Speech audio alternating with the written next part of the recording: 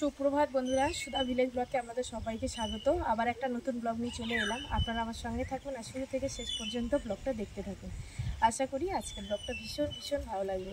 তো আজকে চলে এসেছি আমাদের বাগানে কোপাতে। তো এখন আমাদের এখানে কচু সিজন, কচু ওর বসানো সিজন। কচু বসাবো বলে বাগানটা কিন্তু কোপানো হচ্ছে আর অনেকটাই কুপিয়ে নিয়েছি, আপনারা দেখতেই পেয়েছেন। আর এবার আর একটুখানি আছে, এইটা কোপালেই ব্যাস হয়ে যাবে, তারপরে কচু বসানো শুরু হবে। আপনারা সঙ্গে থাকুন। অনেকটাই কুপিয়েছি আর একটু পরে গিয়ে আবার ফের কোপাবো। কোপালে কিন্তু ওই মাটিটা খুঁজলে হয়ে যাবে আমার, আর মাটিটা একটু শুকনো করে নেবো, নিয়ে তারপরে আমি কচুটা বসাবো। তো এই জন্য পুকুর ধারে একটু চলে এসেছি, হাতটা ধুচ্ছিলাম। আর এই দেখুন আমাদের পুকুরে কত কলমি শাক হয়েছে। তো প্রচুর কলমি শাক হয়েছে, ভাবছি আজকে এই দুপুরে রান্নার জন্য কিন্তু কলমি শাক তুলে নিয়ে যাব বন্ধুরা। আর এই কলমি শাক কিন্তু ভীষণ ভালো লাগে। আর কারা কিন্তু এই শাক পছন্দ করে অবশ্যই আমাকে কমেন্টে জানাবেন। এই দেখুন শাক, দেখুন দেখছেন তো, প্রচুর শাক হয়ে আছে। তো আজকের ভাবছি একটু কলমি শাক দিয়ে আর মাছ দিয়ে একটু মাখা তরকারি খাবো। ভাজা তো আমরা সবসময় খাই, তো ভাবছি একটু মাছ দিয়ে খাবো। আর ভীষণ কিন্তু ভালো লাগে বন্ধুরা।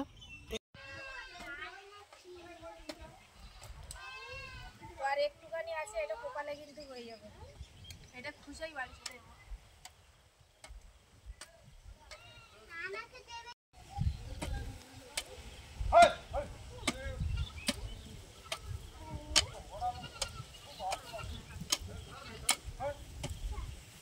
তো মাটিটা কিন্তু খুব সুন্দর, ওই জন্য কিন্তু তাড়াতাড়ি কিন্তু খোসা যাচ্ছে কোদাল দিয়ে।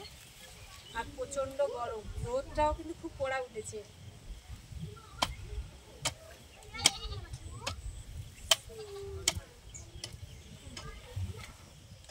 তো দেখুন আমি কিন্তু কলমি শাক সেই পুকুর থেকে তুলে নিয়েছি, পুরো একদম টাটকা শাক। আর এত গরম লাগছিল বন্ধুরা, তখন কিন্তু আমি আর ভিডিওটা করতে পারিনি, প্রচণ্ড গরম।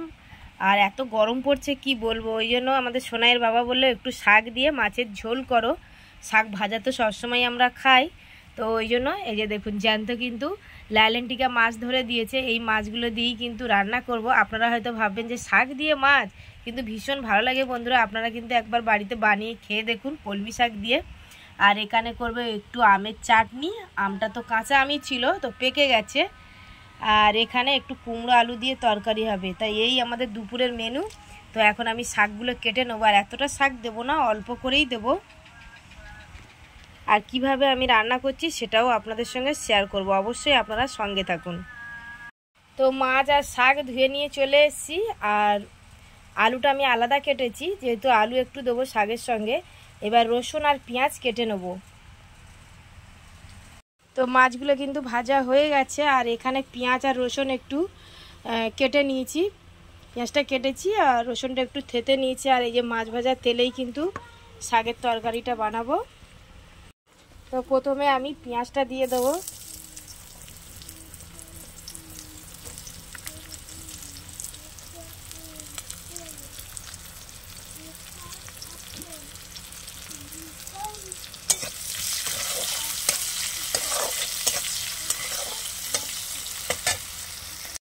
তো পেঁয়াজটা একটু ভাজা হয়ে গেছে, রসুনটা দিয়ে দেবো। আর এই শাকের তরকারিটা কিন্তু খুব হালকাভাবেই রান্না করব বন্ধুরা, কেন প্রচণ্ড গরম। আর গরমে কিন্তু এরকম শাকের তরকারি বলো বা হালকা কোনো মাছের ঝোল আপনারা কিন্তু বানিয়ে খেতে পারেন, যাতে স্বাস্থ্যের জন্য খুব ভালো, বা আমাদের শরীরটাও কিন্তু খুব ভালো থাকবে। তো আলুটা আমি দিয়ে দিচ্ছি, রসুনটাও ভাজা হয়ে গেছিলো, তারপরে আলুটা দিয়ে দিচ্ছি। এবার আমি এর উপরে শাক দিয়ে দেবো। তো যেহেতু শাক আর আলুই কিন্তু ভালোভাবে ঢাকা দিয়ে কিন্তু সিদ্ধ করে নেবো। আর এতে কিন্তু বেশি জলও দেবো না, আর শাকেতে এমনি জল ওঠে আপনারা জানেন। তো শাকটা দিয়ে দিই। তো দেখুন এই যে শাকটা কিন্তু আমি দিয়ে দিচ্ছি। এবারে এখানে একটা আমি ঢাকনা দিয়ে ঢাকা দিয়ে দেবো। এই যে এতটা শাক দেখছেন তো, পুরো কিন্তু ভাজতে দেখা যাবে একদম পুরো জল উঠে, শাকের জল যখন মরে যাবে তখন একদম শাকটা কিন্তু অল্প হয়ে যাবে। তো আমি এবার ঢাকনা দিয়ে দেবো। তো শাকটাই কিন্তু অনেকটাই জল উঠেছিল বন্ধুরা, তো জলটা কিন্তু অনেকটাই কিন্তু মরে গেছে। আর আমি একটু হলুদ আর লঙ্কার গুঁড়ো দিয়ে দিচ্ছি। এবারে আর একটু ভালো করে কষিয়ে তারপরে কিন্তু আমি জল দেবো অল্প করে, যেহেতু শাকের জলেই কিন্তু আলুটা আমার অনেকটাই সিদ্ধ হয়ে গেছে।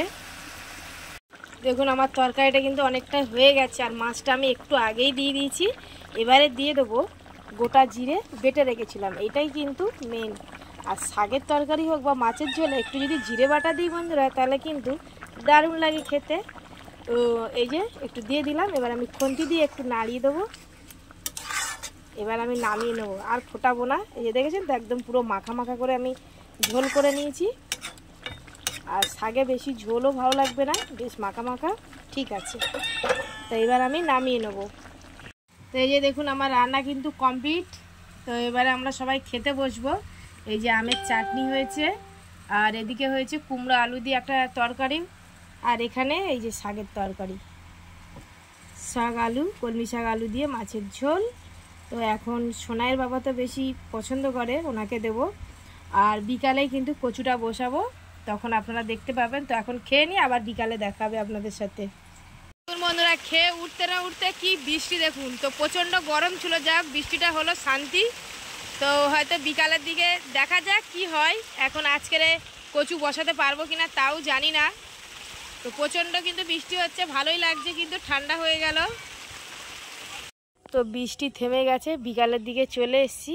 আবার এই যে আমি ভাবলাম হয়তো আজকের বসাতে পারবো না কচু, কিন্তু চলে এলাম। তো মাটি কিন্তু খুব একটা কিন্তু ভিজে যায়নি। আর এই যে দেখুন এইভাবে কিন্তু গর্ত কেটে নিয়েছি, নিয়ে আর দুটো করে কিন্তু কচু ফেলে দিয়েছি। তো এবারে মাটির ভিতরে একটু আটকে তারপর উপরে মাটি ছড়িয়ে দেবো। তো কীভাবে এবার বসাবো কচুটা এবার আপনাদেরকে দেখাবো। এই দেখুন পুরোটা এরকম কিন্তু গর্ত কেটে কেটে নিয়েছি।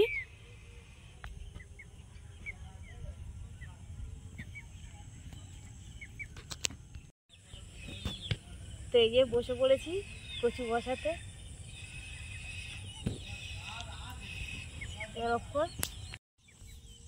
তো এরকম ফাঁকা করে কিন্তু দিতে হবে, বেশি কাছাকাছি দিলে হবে না, তখন ভাঁটি দেওয়ার সময় কিন্তু খুব অসুবিধা হবে।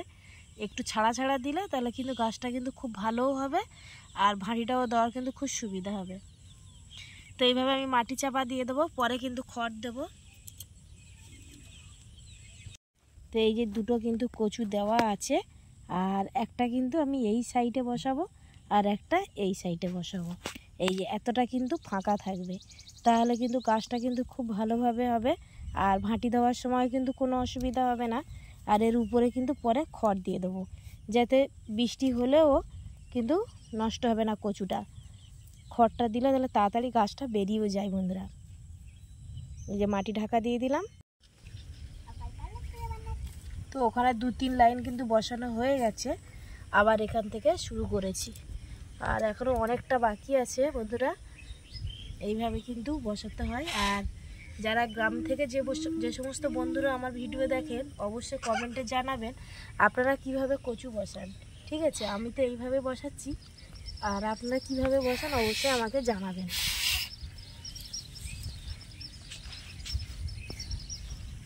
আর এই সময় কিন্তু আমাদের কচু ওলটা বসাতে হয়। তো কচুটা আমি দেখালাম, এবার ওলটা বসাবো, আপনাদের দেখাবো।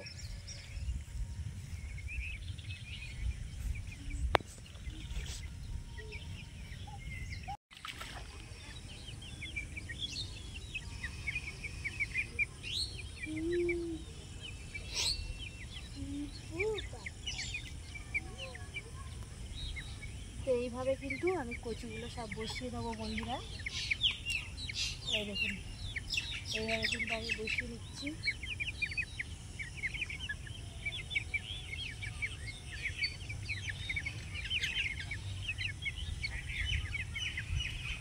তো এবারে ওলটা নিয়ে চলে এসেছি বাড়ি থেকে, মানে কচুটা বসানো হয়ে গেছে, আর এবারে ওলটা বসাবো।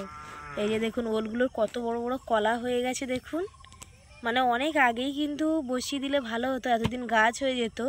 তো যেহেতু আমি একা মানুষ, পারা যায় না, ওই জন্য সোনার বাবা ছিল না, ওই এসছে, ওই একটু আমার সঙ্গে হেল্প করছে, দুজনে মিলেই করছি।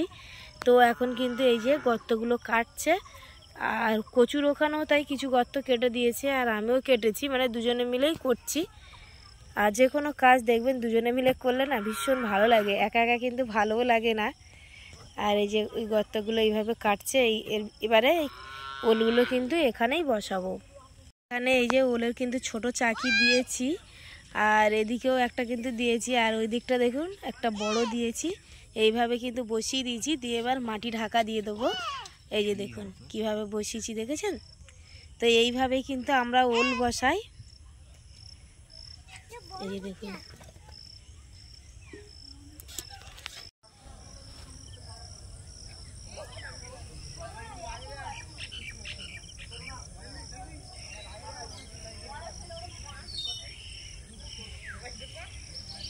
তো এইভাবে কিন্তু ওলটা বসাতে হয়।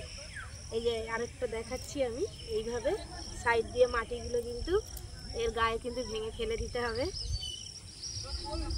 এই কলাটা যেন দেখা যায়। এবার এর উপরে আমরা খড় ঢাকা দিয়ে দেবো।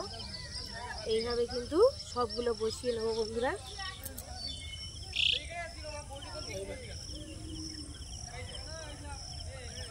মাটিটা খুব সুন্দর, একদম মানে খুব নরম মাটি, দেখছেন তো? হাত দিচ্ছে পুরো একদম ভেঙে যাচ্ছে। তো এইভাবে কিন্তু আমি সবগুলো বসিয়ে নেবো।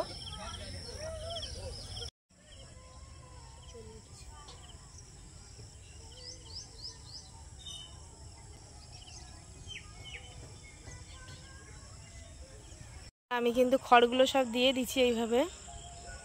এই যে পুরো এরকম লাইন ধরে কিন্তু দিতে হবে। তো পুরোটা কিন্তু সব দিয়ে দিয়েছি। তো আমি ওলের বড় চাকিগুলো বসিয়েছি, এখন এই যে ছোট চাকিগুলো বসাচ্ছি। আর এগুলো কিন্তু দেশি ওল বন্ধুরা, আমি কিন্তু প্রথমে বলতেই ভুলে গেছি। আর আগে কিন্তু যে কচু বসিয়েছিলাম ওটা কিন্তু আমাদের গ্রামে গাঁটি কচু বলে, অনেকে বলে মুখী কচু। তো আপনারা কি বলেন সেটাও বলবেন আমাদের কমেন্টে।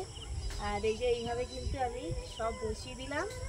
তো আজকের ব্লগটা এখানে শেষ করছি। যদি ব্লগটি ভালো লাগে সাবস্ক্রাইব, লাইক, কমেন্ট, শেয়ার করবেন। আর আমার পাশে থেকে আমাকে সাপোর্ট করবেন।